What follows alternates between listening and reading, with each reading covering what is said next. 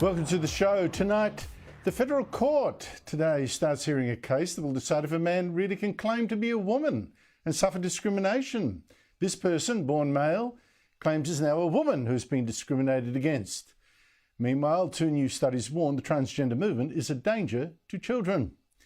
Also tonight, the National Disability Insurance Scheme is becoming a sick joke. We're not just paying now for cruises for the allegedly disabled, but for home care now for a rapist jailed over one of Australia's most brutal murders. Plus, how Australian aid workers Omi Frankum really died. Did Israel fall for a terrorist trap? And in good news tonight, why these cows are celebrating in front of people come to cheer them on their biggest day of the year. But first, I've got to correct someone who's just had a go at me and Sky News. A hypocrite, actually, a former board member of a group called Doctors for the Environment, who has warned, watch out for me and Sky News. Because apparently I am part of a global hub of disinformation on global warming. And what I say is 100%, and forgive my language, bullshit. Now, there's a big problem with this professor's claim. He's a professor of neurogastroenterology, by the way, not climate science at all. And his name is Nicholas Talley. But before I call him out, let me agree that yes, indeed, misinformation on global warming is a huge problem.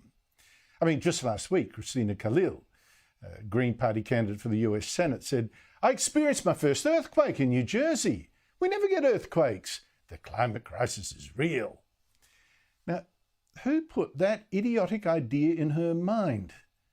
That misinformation, that a slight rise in temperature is causing earthquakes in New Jersey, which is actually on a fault line, big clue. Now, that same idiocy, even worse actually, was repeated on The View, the American talk show, by host Sunny Hostin after yesterday's solar eclipse. We've got a solar eclipse, we've got the earthquake, all those things together. What maybe lead one to believe that, either climate change exists or something is returning? What can't climate change cause? A third example, Tim Flannery, this expert on bones who was for some reason made Australia's chief climate scientist after predicting this about global warming in 2007. Even the rain that falls isn't actually going to fill our dams and our river system. But again, last weekend, Sydney's biggest dam, the Warragamba, overflowed yet once more, for the second time, in fact, in 3 years, and maybe the 5th or 6th, I'm losing count, 6th time maybe, since Flannery's plainly dud prediction. So yes, misinformation about global warming is a massive problem, but I'm afraid it's actually been made worse by this very same professor, Nicholas Talley, and his Doctors for the Environment. Now, I did ask Talley to come on the show and prove that what I say on climate change is 100% BS, but we haven't heard a squeak from him. So, trying to be fair here, let me guess from this slide of his lecture that he was having a go at something I said in 2021. This, in fact. Now, let me be straight with you.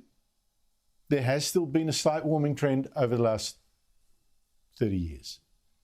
And the temperatures do go up and down depending on ocean patterns, so the next temperature change may be up again. But my main point is this. You are never told in other media outlets about good news like this. Evidence that the global warming scare may be wildly exaggerated and the world is not warming anywhere as fast as predicted. Now, there I said, wearing the same tie, there has been a warming trend, and I suspect the professor would have to admit that is, in fact, not 100% BS, just for a start. But nor is the rest of what I've since often repeated, that the warming and the consequences of that warming are not as bad as predicted. You see, I at least remember all the headlines a decade or more ago of 6 degrees of warming this century. And I remember this documentary on TV about it too. If temperatures soar by 6 degrees within less than a century, that we're going to face nothing less than a global wipeout. In fact, all we're getting so far is a gentle rise of about 0.2 degrees a decade.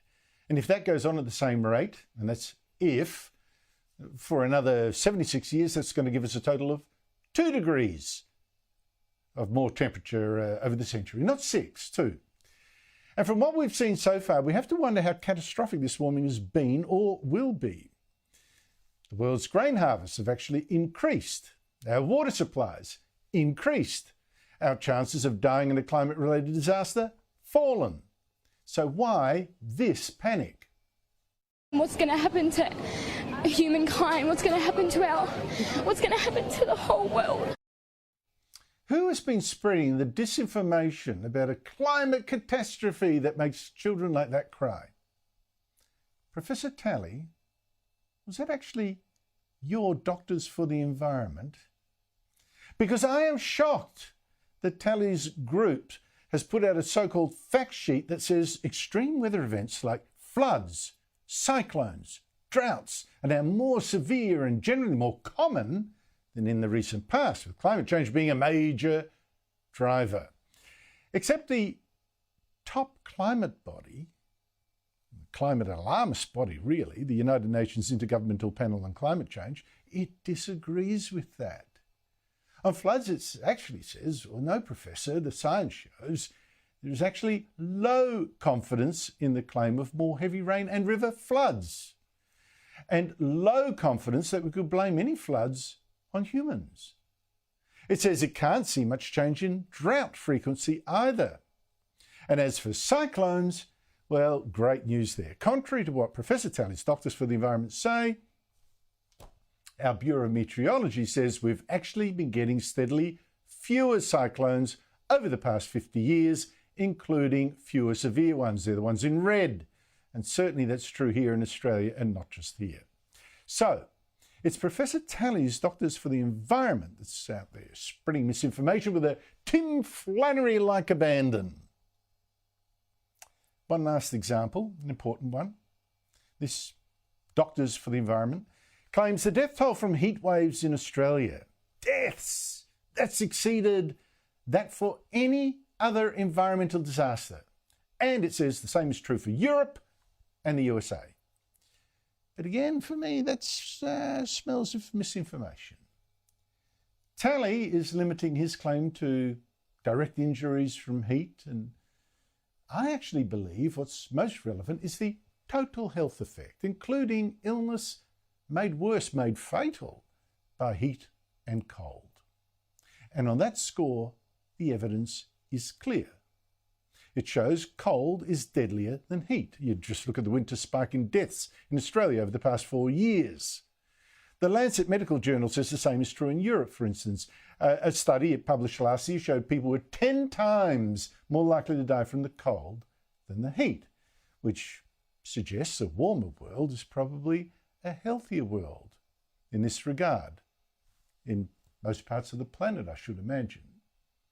In fact, Britain's Office of National Statistics claimed the warming there, this century alone, has saved 500,000 lives. Exactly the opposite of what Doctors for the Environment seem to suggest. So yes, climate misinformation, it is terrible. But Professor Talley, buy yourself a mirror. Now, a very disturbing survey is going to be released tonight by the country's top population think tank. It's the Australian Population Research Institute, led by Bob Birrell. I'm sure that you, like me, have worried about this reckless trashing of Australia by our elites.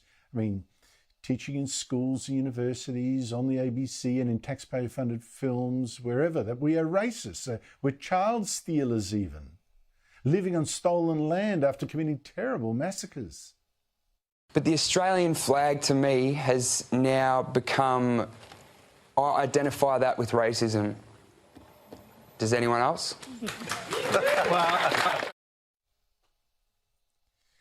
To make it worse, this government is importing more than 500,000 immigrants a year.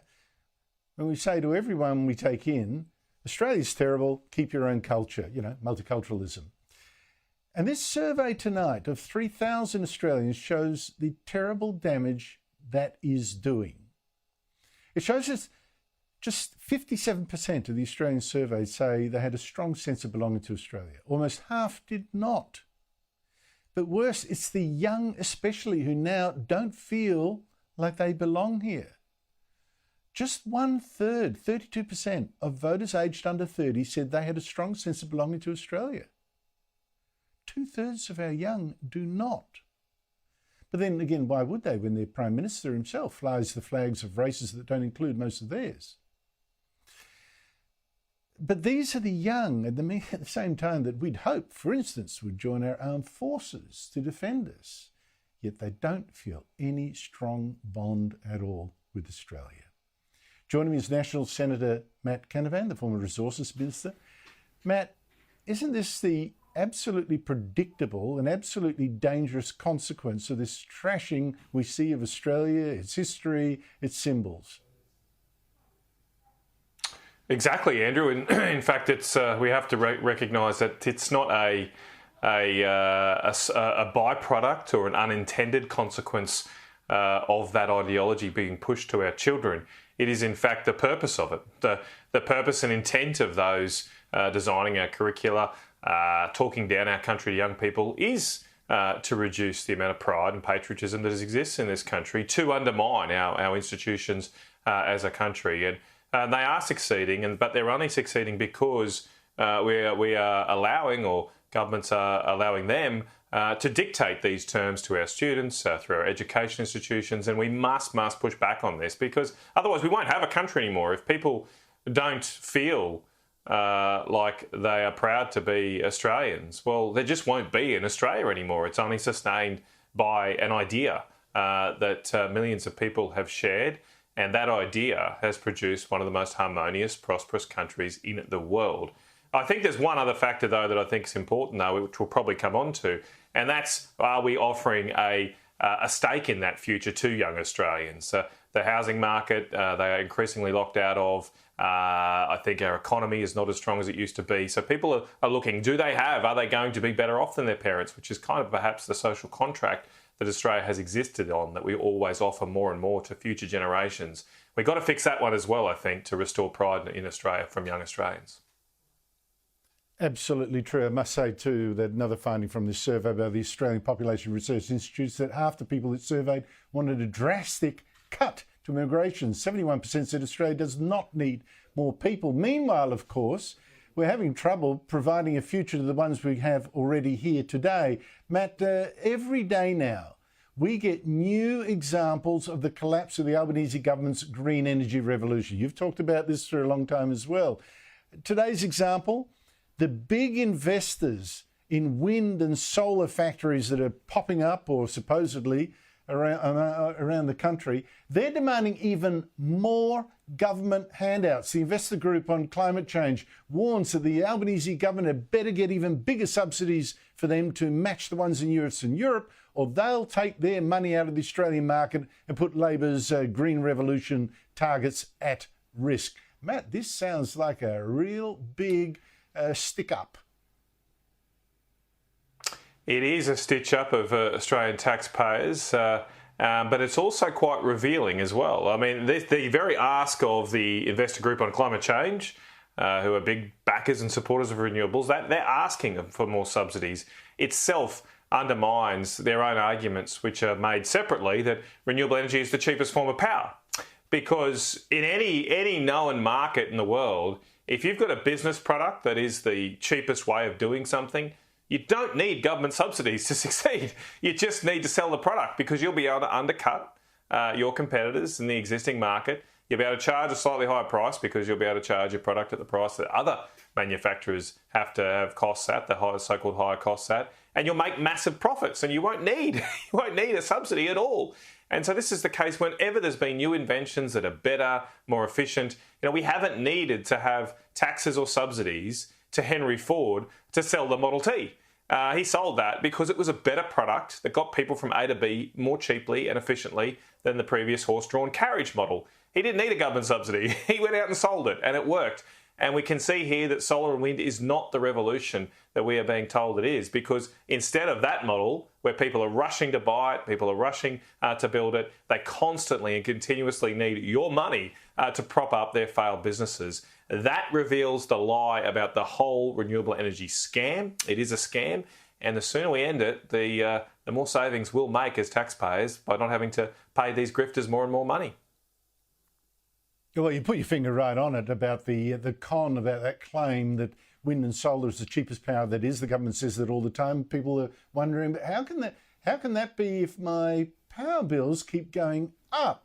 And I thought the filmmaker Topher Field showed on the weekend exactly why it works that way, how this con works, when he was at the Off-Grid Living Festival at Chiltern, Victoria, to show off renewable power so we could all go off-grid. And he filmed the solar panels that were supposedly powering it. Have a look at this. I'm at the Off-Grid Living Festival, and this is the Commodore Off-Grid and Solar Pumping Specialists. They've got massive solar arrays, but you might be able to hear something in the background, and in fact, you might be able to see something pumping out of an exhaust pipe there, because classic, cloudy day, and they're trying to supply power to the various tents and things. And the result is that you are literally ending up with smoked cheese. It's lovely cheese, by the way, these guys, but it's now getting smoked, diesel smoked cheese. Matt, thank heavens for diesel and other carbon products. Isn't that the problem right there? Solar and wind are actually so unreliable, you actually need a second power system to back it up. Yep, the facts are all there. I remember being in Silicon Valley a few years ago where somebody tried to market to me how wonderful renewable energy is because it would allow people to go off grid. I said, but I could do that now. I can just go down to a local hardware store, buy a diesel generator, and I'd be off grid. It's not that great being off grid. One of the reasons we've got such a wonderful modern lifestyle is because we've been able to build these amazing networks of electricity grids, water grids, even garbage pickups, and therefore you don't have to do all those things that previous generations of humans had to do for centuries yourself. We're reverting back. To that short British lives of previous generations by ourselves having to design our own electricity systems and garbage systems in our own homes. It's not the promise that we're made to young Australians. Maybe that's why they're not as proud of their own country anymore. Oh, wait till they invent the newest renewable resource. So cheap. 2 sticks and a bit of straw. Make your own fire. That'll be coming soon, Matt, at a shop near you. Matt Canavan, thank you so much indeed for your time. Oh, dear. Look, there are 2 more studies at the moment which just come out that say the transgender movement has gone too far and put children in danger. Now, one is a 15-year study, it's the longest such study ever done, of 2,700 children. It's been done by the University of Groningen in Holland that found children who felt they had the wrong gender when they were young, or they were confused or whatever, they tended to grow out of it. Big surprise. At the start of the research, 11% of the children said they had gender non-contentedness. They weren't happy with their gender. When they reached 25, though, just 4% felt that way, 1/3. 1/3 of the original 11% who were confused. And this study might help adolescents to realise, it said, that it's normal to have some doubts about one's identity and one's gender identity during this age period. As such, it went on, policies that prohibit gender transition for minors make a great deal of sense. The sort of policies we actually have here, or don't have here, and we should. Meanwhile, in Britain, a review led by paediatrician Hilary Cass is about to hand down its own report, which is reported by the Daily Telegraph in London to say an unusual number of children who think they are trans actually have mental health issues because of difficult family situations or they're neurodiverse. And her report is expected to warn that it's wrong to assume that it's in the best interest of children who think they are trans to change gender. And there should be extreme caution over the use of drugs such as puberty blockers and cross-sex hormones, even once someone is over 18 years old. Joining me is Andrew Amos, as an academic psychiatrist who co-authored a paper in the journal Australasian Psychiatry that we've talked about before, warning that there's just too much politics and not enough science in helping children change gender. Andrew Amos, thanks again for your time. How important are these two reports? Because it's now becoming a fair body of work saying this sort of thing. Oh, indeed. Look, Andrew, I think in a few years' time, we're going to look back at these reports as incredibly important, particularly the CAS review. If what we've heard is true, the final version of the review is going to confirm what critics have been begging medical authorities to look into for several years. And they'll start reversing the worst harms being done to confused kids and their families. So measures like ending puberty blockers and preventing social transition at schools should effectively end the transgender treadmill, which was all but ensuring a lifetime of difficult and dangerous treatment for increasing numbers of people. But I also expect the CAS review to trigger a fairly severe process of self-examination by the medical profession, which has allowed this to happen. Because, of course, the same findings would have to apply to children here getting treated for supposedly being transgender, wouldn't they? Oh, no question. Very, very similar. Look, there are small differences in treatment models between the UK and Australia, but we all use essentially the same blueprint of gender-affirming care, and it's largely based on a model developed in Holland. So the key feature of all of them is the same: the automatic, unquestioning affirmation of self-reported gender identity. So the Dutch study that you mentioned by Roy and colleagues suggests affirmation has been extremely effective at trapping kids into a lifetime of care who otherwise would return to normal in a few years. Yeah, it's sad, isn't it, when you think, you know, the blurtings out of someone who's, in this case, in the Dutch case, 11 years old, is treated like, oh, yes, you're right, let's start the care now, instead of giving them time to explore and come to a realisation they're actually happy with what they are. It traps them in their first instance, and it's much harder for them to say, oh, maybe I made a mistake, I'm okay, actually. So what is happening here in Australia that we need to fix? How come we don't have an inquiry for a start into all this? Well, look, we've been a few years behind Britain in a lot of ways. They were ahead of us in implementing the model. And what that meant was they saw the big increase in numbers before we did.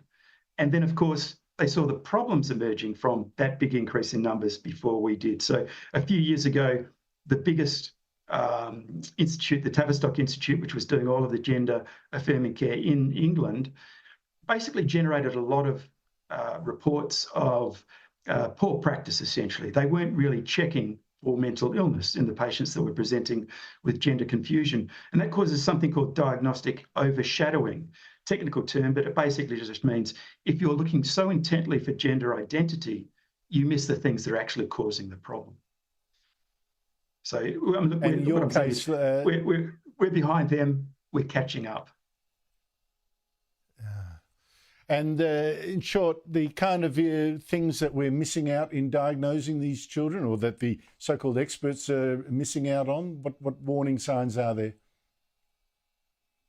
Well, look, one of the problems, they weren't looking for those warning signs. So there were a number of whistleblowers who were basically saying at the Tavistock Institute in the UK, they weren't really checking for the sorts of mental illnesses that overlap with gender identity.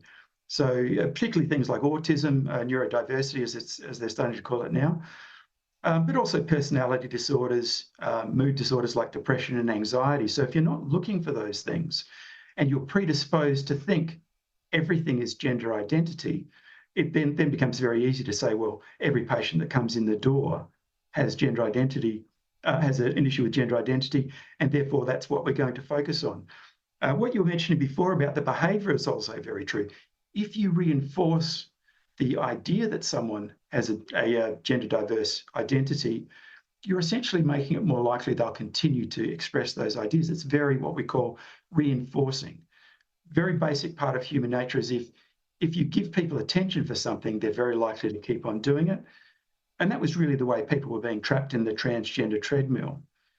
Young kids were coming in, they were confused. Particularly if they people are. Would they treat them very nicely. If they are from difficult homes as well. It is a way to get attention and care and love and all that kind of stuff.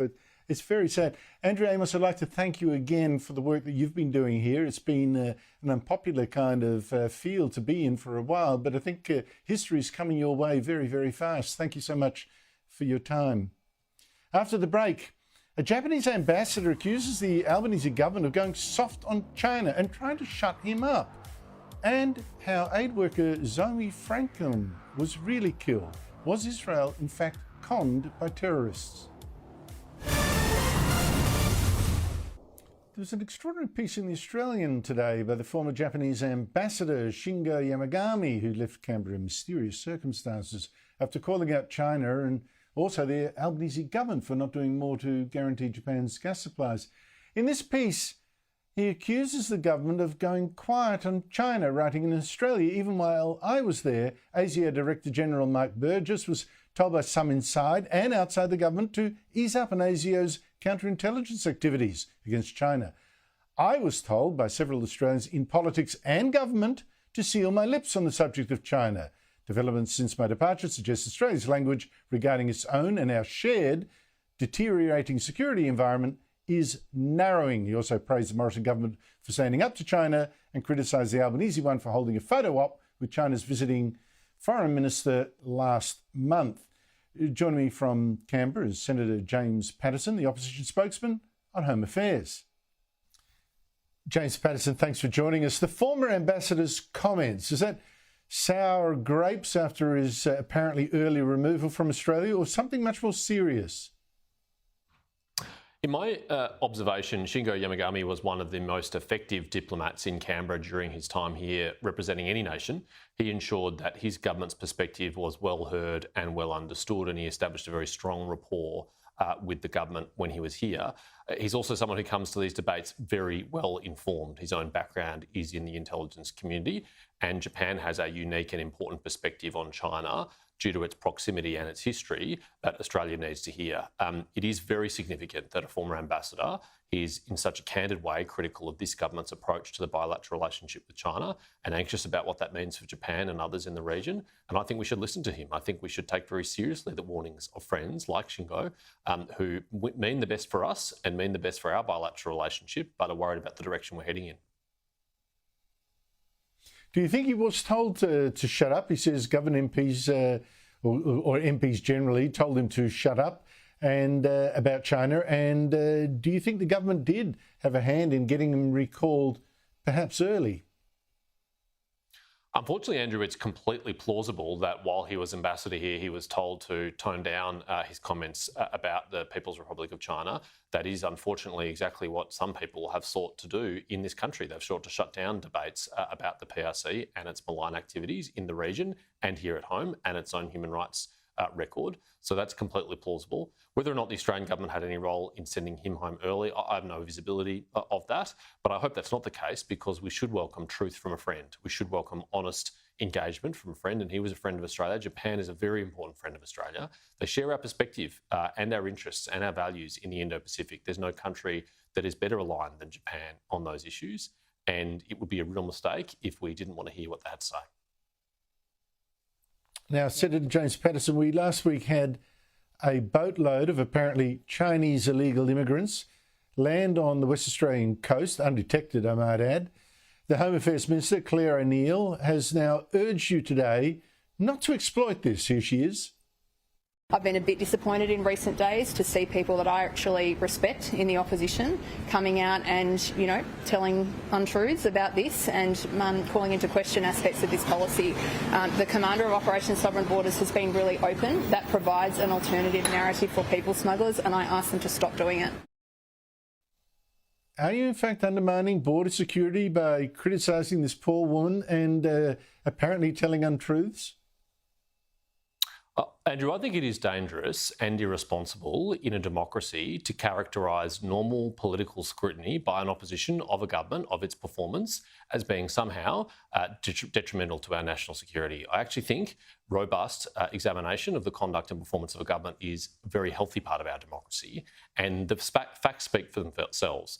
In the last 2 years, we've had 13 attempted people smuggling ventures come to our country. 3 of them have broken through all the way to the Australian mainland, deposited people and left again without being detected. That is a virtually unprecedented event in the last 10 years of border protection policy in this country. And if that doesn't call upon the opposition to hold the government to account, then I don't know what is. And unfortunately, the government has made policy choices which have led to this, in particular, the abolition of temporary protection visas and also their failure to deliver maritime surveillance and aerial surveillance of our northwestern approaches. I mean, the Border Force Commissioner himself, Michael Outram, has admitted that they are down 20% in terms of aerial surveillance and 12% in terms of on-sea surveillance. So it's no wonder that it's breaking through, and it's our job to call that out, to force the government to do better. The Albanese government's been very, very tough, not on China, but certainly on our allies in the Middle East, Israel. Very tough, demanding more and more explanations, saying it's not satisfied with the explanation so far for Zomi Frankham's killing in Gaza, appointing an admiral to go and investigate Israel's investigation, etc., etc. What do you make of its reaction, treating Israel like perhaps it was guilty of a war crime here? Well, Zomi Frankham's death was tragic and it should not have happened, and it is important that Israel and the IDF account for how that happened. And as a liberal democracy, it's going through that process right now. In fact, it's already conducted some part of its investigation and disciplined and sacked some of the soldiers involved. That's what we would expect, and that's what Israel has done. I note, though, Zomi Frankham is tragically not the first or only Australian who's been killed in this conflict. Galit Kaboni was killed as well on the 7th of October in her home in Kibbutz Be'eri. I've stood in her lounge room in her house where she was killed by Hamas terrorists. And I've got to say, we haven't had the same strong response from the Australian government about her death. Where was the Prime Minister's outrage about that? Where was his action on that? There hasn't been the same, and I think that's very disappointing because all Australian lives are of equal worth and equal value, and their murders and their deaths deserve equal condemnation. I have to say, there's a guy called the Palestinian ambassador living in Canberra. He's called the ambassador, who's met with Penny Wong, but she's never dragged him into her office to give him a what for the activities of Hamas. That's very interesting contrast with the treatment of Israel, really. And if the government spoke to China like it spoke to Israel, that'd be interesting indeed. James Patterson, thank you so much indeed for your help. Thanks, Andrew. Yes, like I just said, there is actually an ambassador for Palestine in Canberra, and he's met Foreign Minister Penny Wong, along with 2 other Muslim ambassadors, to complain about Israel. Got a hearing there. Now, draw the contrast. When Israel accidentally killed Australian aid worker Zomi Frankham, Penny Wong gave Israel's ambassador a lecture publicly. But when Hamas deliberately slaughtered Australian grandmother Galit Kaboni and 1,200 other people in Israel, did Wong publicly reprimand Palestinians' ambassador? I didn't hear it. Why not? But let me quickly tell you what really seems to have happened when Israel's army accidentally killed Zomi Frankham, destroying the 3 vehicles in a convoy that had delivered food to Gaza. I don't think we can completely rule out that Israel was conned by the Hamas terrorist group into hitting that aid convoy.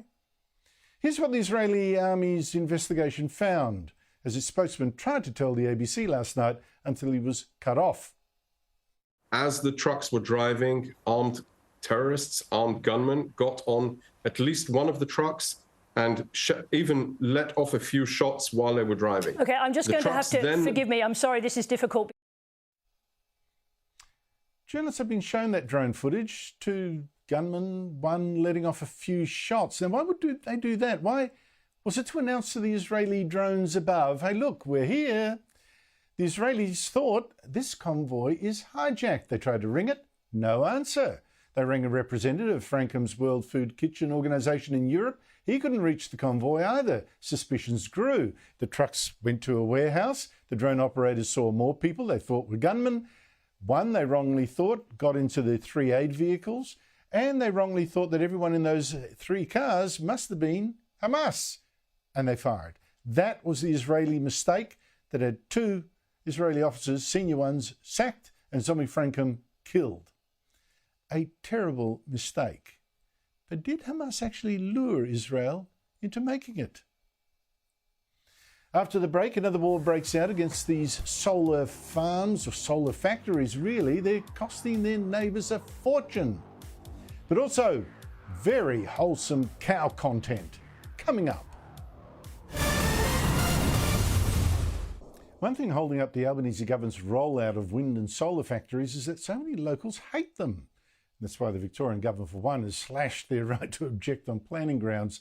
Thing is, there's now another problem these solar factories are causing. Some locals, like Meadow Creek Agricultural Community Action Group members in northeast Victoria, say these factories are making their properties too expensive to insure. Joining me is that group's spokesman, John Conroy, who's a cattle farm near this planned $750 million solar factory. John Conroy, thank you so much for your time. What is this problem? What's your problem with this solar project? How does it affect your insurance? Yeah, hi, Andrew. So it's a $750 million construction, this 566 hectare solar facility. And just to give you viewers an understanding of how big 566 hectares is, it's a 10-metre wide strip of solar panels that runs for 566 kilometres. Insurance-wise, we have $20 million of liability insurance, which is pretty standard, and that costs somewhere around $3,000 per annum.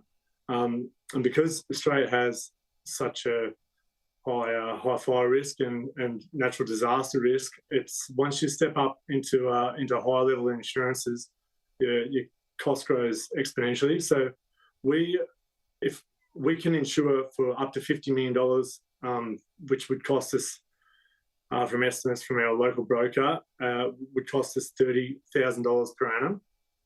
But if we wanted to get any more than $50 million, we would have to source it from overseas, and we could achieve up to $100 million liability insurance, but it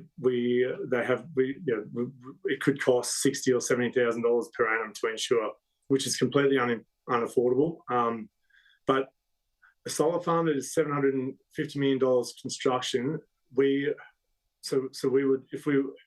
an intensive agricultural area. We're in the King Valley in the northeast Victoria.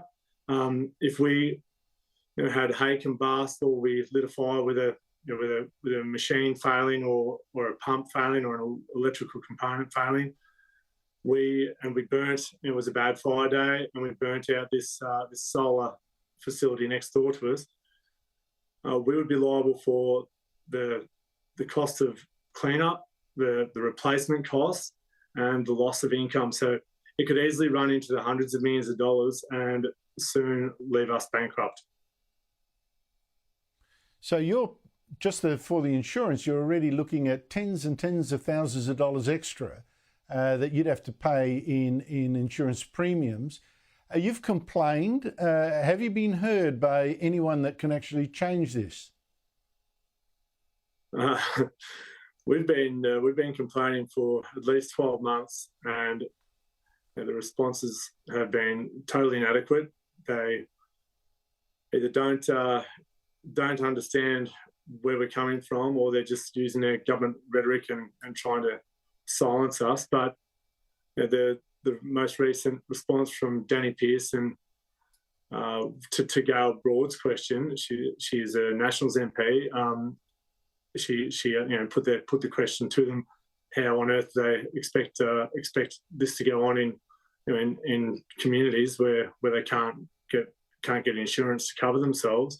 And they just responded with, I've actually got it here. He has responded with: property owners uncertain about the impacts of renewable energy developments on their insurance products should also carefully consider the cover they need and source multiple quotes from different insurers to ensure they're getting the best price available. So that's from Danny Pearson. What he doesn't understand is that it doesn't matter how many quotes you get, you can't insure for more than $100 million. So if we've got a $750 million solar facility or factory next door to us, and we burn it out, over its lifetime, it doesn't have to happen tomorrow. It could happen over the next 30, 60, 90 years, however long it's going to be standing. Yeah, we can't. We simply can't insure. That's incredible, and we haven't even got to the fact that why would you put a solar panel in this wide brown land right in prime agricultural area? taking out all that land out of production. That's insane too. John Conroy, I hope people are watching and paying attention, because what's happening to you doesn't seem fair at all. Good luck to you in your fight. Honestly, what is going on? But listen, lighten the mood. Just before the break, since we're on agricultural theme, wholesome cow content. Every spring around now, exactly now, farmers in Sweden finally let out their cows from the sheds where they've been locked up all winter. And crowds come to see it because who cannot resist not just the contented cow, but a happy one, having an absolute frolic at finally seeing the sun and the grass again. Makes you feel you better get in touch with the great outdoors yourself. Now, after the break, a court today tries to work out once and for all if a man can be a woman and join a women's-only chat group. The federal court today started an extraordinary hearing to decide what a woman really is. Roxanne Tickle was born male but had gender reassignment surgery in 2019 and now has a birth certificate saying they're female. Now, I think it's more honest to call Roxy him, but legally safer and even polite maybe to say her, but I'll settle for them. They now claim they were discriminated against on the grounds of gender identity by the Giggle for Girls app and by its owner, Sal Grover, who refused to let Tickle join this group that she created as a safe space for women born women. They always say the process is the punishment, and it really is. I mean, at the end of the day, I am being taken to court for seeing a man and acting accordingly and creating a female-only space that he can't come into. But the legal issue here is that Tickle claims Grover discriminated against him or them on the basis of their gender identity, which is a protected attribute under the Sex Discrimination Act. But Grover says no, she discriminated against Tickle on the grounds of their sex, not gender, and the Act allows that if it's to help women in certain circumstances. So, are sex and gender the same or not? Joining me is my Tuesday panel, Will Kingston, host of Australiana, a weekly podcast from The Spectator on politics and culture. And this week, Caleb Bond of The Late Debate, here on Sky at 10 p.m. Oh, dearie me. This is just crazy stuff. Will, what do you think this case is really about?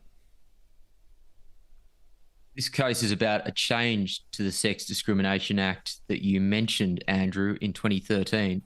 It took that act from looking at sex as a biological reality to embracing the pseudoscience quackery of gender identity, how you feel about your sex on the inside. It now means under threat of criminal punishment, you have to go along with the delusions of a small amount of people that have a big psychiatric disorder, which is gender dysphoria, but many more people who have been captured by the social contagion of gender ideology.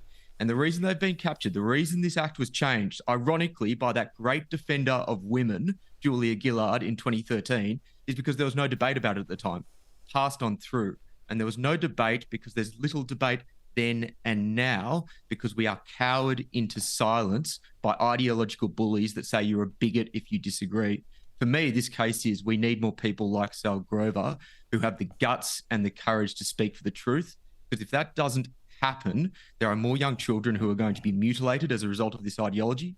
Single-sex spaces are going to be increasingly under threat, and increasingly the notion of truth itself is going to be under attack. This is an incredibly important case, Andrew. It's also about freedom, isn't it, Caleb? I mean, my freedom to decide for myself whether Roxanne Tickle is male or female, given what I know about the circumstances. And the freedom, of course, for a woman to choose who or not to include in their girls' club. Exactly. I mean, there should, as far as I'm concerned, be no rules around sex or gender when it comes to admissions, legal rules, I mean, when it comes to admission to a club. Because, of course, you know, you have men's-only clubs all over the world. You also have women's-only clubs. In Adelaide, where I'm from, there's the Queen Adelaide Club. In Melbourne, where you're from, Andrew, you have the Lyceum Club. You know, you have men and women-only clubs all over the world as standard. So why should you not also be able to have a website or an app or a social media platform that is also designated only for women, specifically biological women? I will note, though, and this does come under a different form of legislation, it's Tasmanian legislation, but there was a case being run down in Tasmania against Mona, the Museum of New Art, and they have lost their case today over the fact that they were running an exhibition that was specifically for women. And a man had gone along and said he had been discriminated against because he was not allowed to go into that particular exhibition. And the tribunal down in Tasmania today has ruled that he was discriminated against. Now, that is Tasmanian legislation, yes, so not federal legislation, but that is a case that we have had today. Yeah, but that's a private museum. David Walsh's private Museum of Modern Art. I mean, he can choose who the hell he wants. He can have a dog on any day. He ought to be able to. It's his establishment. I know, really. The other issue that amazes me, Will, National Insurance Disability Scheme, totally out of control, $40 billion now and growing a year on 600,000 Australians supposedly with disabilities. Are we the sickest country on earth? A viewer tells me they've just come back from a cruise where there were 10 people using their NDIS payments and 15 carers. I didn't believe it, but the S&D, there's a company specialising in arranging accommodation on cruise ship journeys for NDIS participants, would you believe? Should we taxpayers be paying for that? No, of course we shouldn't. The road to hell is paved with good intentions, Andrew. The NDIS was a noble idea, but like so many Labor government schemes, it's gone out of control. And the reason, in part, it's gone out of control is there are very few people in Australia who can argue for fiscal responsibility anymore. The fastest growing line item in the Australian budget is interest on the government debt. So, of course, this is a typical Labor shambles, but I would say, moreover, this is on the coalition to be able to say that debt and deficit is a real problem. And if we don't target it, there's going to be an economic calamity ahead. It sure is. Even more amazing, Caleb, is that Wayne Wilmot is also now about to get an NDIS package as soon as he's released from jail. 8 hours of help each week with daily life, 16 hours of weekly help with economic and community participation, support from health support professionals. And Wayne Wilmot happens to be one of the country's worst serial sex offenders involved in the brutal 1980s abduction, rape and murder of Janine Balding. Last time he was released, attacked and raped more women. Caleb, how does he get a package? Well, it's extraordinary, isn't it? Because you and I are paying for this bloke whether he's in prison or whether he's being helped by the NDIS. Now, his sentence has expired in 2019. He has been proven to have reoffended many times, including when he is on parole. He has an IQ that is below the national average. It's well understood from psychiatrist and psychologist reports that he is at high risk of reoffending. The fact that the state of New South Wales has not reapplied to keep him detained and instead would like to release him under the NDIS is absurd. We pay for it under the NDIS or we pay for it in prison. Why not keep the man in prison where there's no risk of him reoffending? I've got 10 seconds for you, Will. There's a lot of people the police are supposed to be monitoring that are out there now.